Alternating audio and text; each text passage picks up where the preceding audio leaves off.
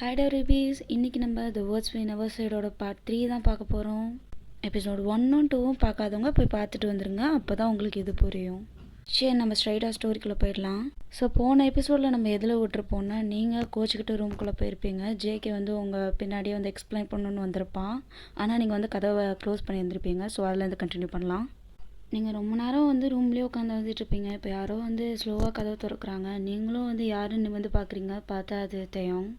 Sir சொல்லுங்கள் sir, என்ன sir வேணும்? கொஞ்சம் சார்னு கூப்பிட்றத நிறுத்திட்டு நம்ம கொஞ்ச நேரம் பேசலாமா ஓயன்? சார் அது ப்ளீஸ். என்ன சார் சொல்ல போகிறீங்க? ஏன் இவ்வளோ நாள் எங்கே போனேன்? ஏன் ஜிமினுக்கு ஒரு கால் இல்லை, டெக்ஸ்ட்டில் அவனை பற்றி பேசினா ஜெயினையும் ரோஸையும் நீ திட்டி அனுப்புறியான்? என்ன உனக்கு பிரச்சனை? சார் என் ஆன்சர் எதுவாக இருக்கும்னு நீங்கள் எக்ஸ்பெக்ட் பண்ணுறீங்க? ஏன் உங்களுக்கு எதுவுமே தெரியாதா? ஓயன் ஏதாவது சொன்னால் தானே தெரியும். இப்படி மூஞ்ச காமிச்சிட்டு இருந்தால் எங்களுக்கு எப்படி புரியும்?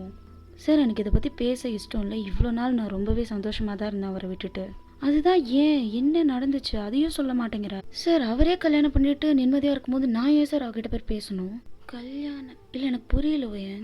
சார் தயவு செஞ்சு என்ன கொஞ்சம் நேரம் தனியாக விடுங்க. நானே இந்த கம்பெனிக்கு கான்ட்ராக்டில் சைன் பண்ணிட்டேன்ற ஒரே ஒரு காரணத்துக்காக தான் இவ்வளோ நாள் இங்கே வேலை செஞ்சிட்ருக்கேன். எனக்கு நிறையா வேலை இருக்குது. ஸோ நீங்கள் தயவு செஞ்சு அப்படின்ற மாதிரி நீங்கள் வந்து டோரை கை காமிக்கிறீங்க. அவனும் தலையாட்டிட்டு வந்து இப்போது ஜிமினோடைய ரூமுக்கு தான் போகிறான். அங்கே பார்த்தீங்கன்னா ஜிமினை வந்து ஜங்கு கம்ஃபர்ட் பண்ணிகிட்ருக்கான். இப்போ ஜங்குக்கும் ஜிமினும் வந்து தெய்வங்க பார்க்குறாங்க என்னாச்சு அப்படின்ற மாதிரி.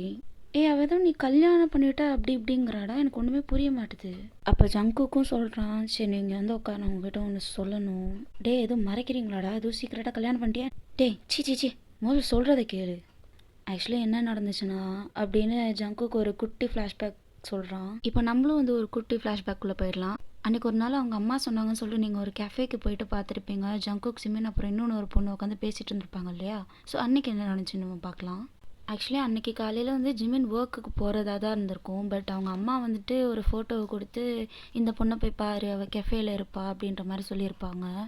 ஜிமினும் வந்துட்டு என்னென்னமோ சொல்லி பார்த்துருப்பான். எனக்கு ஒய்யன் தான் பிடிக்கும், ஒன்றுங்களை தான் கல்யாணம் பண்ணிப்பேன் அப்படின்ற மாதிரிலாம் சொல்லி பார்த்துருப்பான். பட் அவங்க அம்மா வந்து சும்மா போய் பாரு, பிடிச்சிருந்தா ஓகே, அவ கூட பேசிப்பாரு, நல்ல பொண்ணு தான் அப்படின்ற மாதிரி அமுச்சு வச்சுருப்பாங்க. அவனுக்கும் வேற வழி இல்லாமல் வந்து போய் பார்த்துருப்பான். ஆக்சுவலி அந்த பொண்ணு வேணாம் அப்படின்ற மாதிரி தான் சொல்கிறதுக்கு தான் போய் பார்க்க போயிருப்பான். கூட வந்து ஜேகேவையும் கூட்டிகிட்டு போயிருப்பான். அப்படி வந்து அவங்க கெஃபேல வெயிட் பண்ணிட்டு இருந்திருப்பாங்க ஜி குக். அப்போ அந்த பொண்ணும் வரா. நான் அவங்ககிட்ட ஒன்று சொல்லணும் அப்படின்ற மாதிரி ஜிமின் சொல்கிறான். அந்த பொண்ணு வந்து அதுக்கு ஆமாங்க நானும் உங்ககிட்ட ஒன்று சொல்லணும் அப்படின்ற மாதிரி சொல்கிறா. அப்போ ஜிமின் சொல்கிறான், முதல்ல நான் சொல்கிறேன், அதுக்கப்புறம் நீங்கள் சொல்லுங்கள் அப்படின்னு. அப்போ அந்த பொண்ணு நினைக்கிறேன், என்ன எல்லா பசங்களும் வந்துட்டு முதல்ல நீங்கள் சொல்லுவேன் தானே ஃபோர்ஸ் பண்ணுவாங்க. சரி சொல்லுங்கள், என்னன்னு சொல்லுங்கள் அப்படின்ற மாதிரி அந்த பொண்ணு கேட்குறா. அப்போ ஜிமினும் சொல்கிறான், ஆக்சுவலி வந்து நான் ஒரு பொண்ணை லவ் பண்ணுறேன், அவ்வளோதான், நான் கல்யாணமும் பண்ணிப்பேன். எங்கள் அம்மா வந்து சொல்கிறாங்கன்னு சொல்லிட்டு தான் நான் பார்க்க வந்தேன். நீங்கள் மட்டும் போய் அவங்கக்கிட்ட நான் வேணான்னு சொல்லிட்டீங்கன்னா ஆல் கிளியர். இப்போ அந்த பொண்ணும் வந்து ஒரு மாதிரி ஜிமினை ஷாக்காக பார்த்துட்டு இப்போ சிரிக்கிறா. ஜேகேவும் ஜிமினும் வந்து மாற்றி மாற்றி பார்த்துக்கிறாங்க. என்னடா அப்படின்ற மாதிரி பார்த்துக்கிறானுங்க புரியாமல். ஏம்மா கொஞ்சம் சிரிக்கிறத நிப்பாட்டிட்டு என்னன்னு தான் சொல்லேம்மா அப்படின்ற மாதிரி ஜேகே சொல்கிறான். அப்போ அந்த பொண்ணும் சாரி ஆக்சுவலி நானே இதை தான் சொல்லணும்னு வந்தேன். நானும் ஒரு பையனை ரொம்ப சின்சியராக லவ் பண்ணுறேன், அவனும் என்ன லவ் பண்ணுறேன், நாங்கள் ரிலேஷன்ஷிப்பில் இருக்கோம். எங்கள் அப்பா அம்மாவும் என்னை ஃபோர்ஸ் பண்ணாங்க, அதனால தான் உங்களை வந்து பார்க்கலாம், பார்த்துட்டு பேசிட்டு போகலான்ட்டு வந்தேன். பார்த்தா நீங்களும் வந்து என் கட்சின்ற மாதிரி இருக்கீங்க. அப்போ ஜேகே சொல்கிறான், அப்போ நீங்கள் போய் உங்கள் வீட்டில் வந்து வேணான்னு சொல்லிடுறீங்களா? ஐயோ எங்கள் அப்பா அம்மா என்னை சாவடிச்சிருவாங்க, அவங்கக்கிட்ட சொல்ல தைரியம் இல்லாமல் தான் நான் உங்ககிட்ட வந்து சொல்கிறேன். அப்போ ஜிமின் சொல்கிறான், சரி ஓகே ஒன்றும் பிரச்சனை இல்லை, நானே எங்கள் அப்பா அம்மா கிட்ட சொல்லிக்கிறேன். அப்போ ஜேகே வந்து உங்கள் அம்மா உன்னை சாவடிச்சிருவாங்க, என்ன நினச்சிட்ருக்கே, அவளே சொல்லட்டும். ஏங்க கொஞ்சம் என் ஃபீலிங்ஸை புரிஞ்சுக்கோங்க. எங்கள் அம்மா என்னை தொடப்பு கட்டியாலே அடிப்பாங்க. என்னை சின்ன வயசுலேருந்தே அப்படி தான் வளர்த்துட்டாங்க. என்ன சொன்னாலும் கேட்குற பொண்ணு மாதிரி தான் வளர்த்துட்டாங்க. ஸோ அவங்கக்கிட்ட என்னால் சொல்ல முடியாது, நீங்களே போய் சொல்லிடுங்களேன். இப்போ ஜிமனும் வந்துட்டு ஒன்றும் பிரச்சனை இல்லை, நானே போய் சொல்லிக்கிறேன், இவன் இப்படி தான் உளருவான் அப்படின்ற மாதிரி சொல்கிறான். இதுக்கப்புறம் தான் நான் வந்து ஸ்டார்டிங்கில் சொன்ன எல்லா சீனுமே நடந்திருக்கும். நீங்களும் வந்துட்டு வேறு மாதிரி புரிஞ்சுக்கிட்டு அங்கேருந்து போயிருப்பீங்க. இப்போ தயாங் வந்துட்டு இதெல்லாம் வாயில் கை வச்சுட்டு கேட்டுட்ருக்கான். ஜேகேவும் ஜிமினும் வந்துட்டு அவனை பார்த்து ஒரு மாதிரி திருன்னு முழிக்கிறானுங்க. ஏன்டா இவ்வளோ நடந்திருக்கேன், என்ன ஒரு ஃப்ரெண்டாக மதிச்சு சொல்லணுன்ட்டு இல்லையாடா? இல்லை மச்சான், நீ வேற ஜெனி சோக்கா. புரியல. இல்லை மச்சான், நீ வந்து ஜெனிப்பை நடத்திட்டு இருப்பியா? ஸோ எதுக்கு நாங்கள் உங்களை டிஸ்டர்ப் பண்ணிட்டு அப்படின்னு சொல்லிட்டு சொல்லாம விட்டுட்டோம். சரி இப்போ தான் தெரிஞ்சிருச்சுல, அப்புறம் என்ன அப்படின்ற மாதிரி ஜிமின் சொல்கிறான். சரி அவள் இதனால தான் உங்கள் மேலே கோவமாக இருக்கான்னு உங்களுக்கு எப்படி தெரியும்? மச்சான் அதுக்கு ஒரு ஃப்ளாஷ்பேக் இருக்குடா. இப்போது ஃப்ளாஷ்பேக்கில் போனால் ஜிமின் வந்துட்டு ஜிமினும் ஜேகேவும் வந்துட்டு பேசி முடிச்சுட்டு வீட்டுக்கு போயிருந்துருப்பானுங்க. சரி ஓகே நீங்கள் இருப்பீங்க, உங்ககிட்ட பேசலான்னு சொல்லிட்டு. அங்கே பார்த்தா நீங்கள் இருந்திருக்க மாட்டீங்க. பட் வந்து ஒரு மெய்டு இருக்காங்க. அந்த மெய்டு யாருன்னா உங்களுக்கு வந்து காஃபி கப் எடுத்து வச்சுருந்தாங்க தெரியுமா? அவங்க தான். ஜிமின் போய் கேட்குறான் அவங்கக்கிட்ட, ஆண்டி எங்கள் அம்மாவை பார்த்தீங்களா? அம்மா அப்போவே வேலைக்கு கிளம்பிட்டாங்க. பையன் என்னாச்சு? ஒரு பொண்ணு வந்தாளா இல்லையா? அது அது வந்துட்டு எப்படி சொல்கிறதுன்னு தெரியல. அந்த பொண்ணு இங்கேருந்து அழுதுகிட்டே ஓடி போனா. அழுதுட்டு ஓடி போனால ஏன் என்னாச்சு அப்படின்ற மாதிரி வந்துட்டு ஜிமின் கேட்குறான். அந்த ஆன்ட்டியும் வந்துட்டு ஃபுல்லாக சொல்கிறாங்க நடந்த கதையெல்லாம். இப்போ ஜிமின் வந்துட்டு கார் எடுத்து ஸ்ட்ரைட்டாக வந்து அவங்க அம்மா ஆஃபீஸ்க்கு தான் போகிறான். அவங்க அம்மா வந்துட்டு அவங்களோட எம்ப்ளாயீஸோட மீட்டிங்கில் இருப்பாங்க. அதை கூட அவன் பார்க்காம அவன் பாட்டுக்கு டோரை ஓப்பன் பண்ணிட்டு உள்ளே போய் நிற்கிறான்.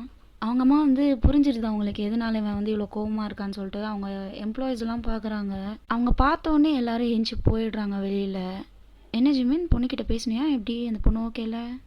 ஒயின்கிட்ட என்ன பேசுனீங்க? நான் என்ன பேச போகிறேன்னா ஸ்வீட்டாக தான் பேசினா. அந்த பொண்ணு தான் எகிரிட்டு வந்தா. பொய் சொல்கிறீங்களாம்மா? அதுவும் என்கிட்டே பொய் சொல்கிறீங்களா? இப்போ என்ன ஜிமின், நான் தான் சொல்லிட்டேன்ல அந்த பொண்ணு நம்மளுக்கு செட் ஆக மாட்டா. நான் கொஞ்சம் பேசினதே அவளால் தாங்கிக்க முடியல. லைஃப் லாங்லாம் உன் கூடலாம் செட்டே ஆகாது ஜிமின். அந்த பொண்ணை விட்டுரு. வாழ்ந்தா அவள் கூட தான். நீங்கள் என்ன வேணால் பேசிக்கோங்க அப்படின்ற மாதிரி அவன் அங்கேருந்து போயிடுறான். அதுக்கப்புறம் உங்களை எங்கெங்கேயோ சர்ச் பண்ணியிருப்பான். வீட்டு முன்னாடி கூட வந்து நின்றுப்பான். நீங்கள் வந்து வெளியிலேயோ வந்திருக்க மாட்டீங்க. அவன் கண்ணில் ஒரு வாட்டி கூட பட்டிருக்க மாட்டீங்க. கொஞ்ச நாள் கழித்து வந்து அவன் வந்து உங்கள் வீட்டுக்கு வந்திருப்பான். பட் பக்கத்து வீட்டுக்காரங்க வந்து நீங்கள் ஷிஃப்ட் பண்ணி போயிட்டீங்கன்னு சொல்லியிருப்பாங்க.